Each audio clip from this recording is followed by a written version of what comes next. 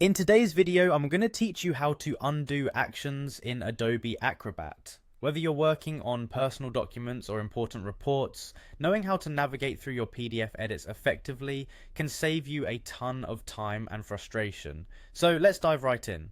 First things first, we're going to start by opening up your PDF in Adobe Acrobat. This process is straightforward. Simply launch Adobe Acrobat, locate the PDF file you want to work on, and open it.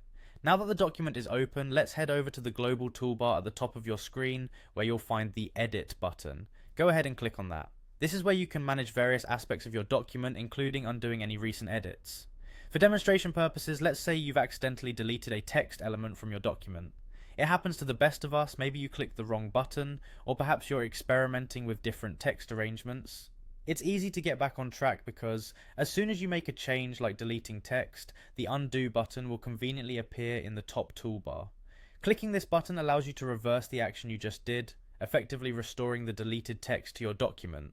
Now, if you're more of a keyboard shortcuts person, you're likely familiar with the trusty Ctrl+Z on Windows or Command+Z on a Mac. This shortcut is probably the most efficient and widely used method for undoing recent actions, not just in Adobe Acrobat, but across many other software programs as well. By utilizing these shortcuts, you can quickly walk back any changes you make, keeping your workflow smooth and uninterrupted. But what if you have a particular fondness for Adobe's more extensive functionality menus? You can also access the undo function through Adobe Acrobat's hamburger menu, which is located in the top left corner of your screen.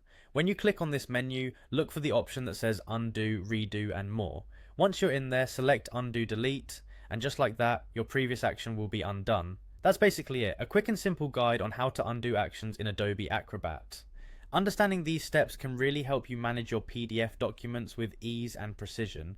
By mastering the undo function, you make sure that a little slip up doesn't disrupt your entire editing process. I hope this guide has been helpful and now you're more confident in navigating through Adobe Acrobat. Thanks for watching and happy editing.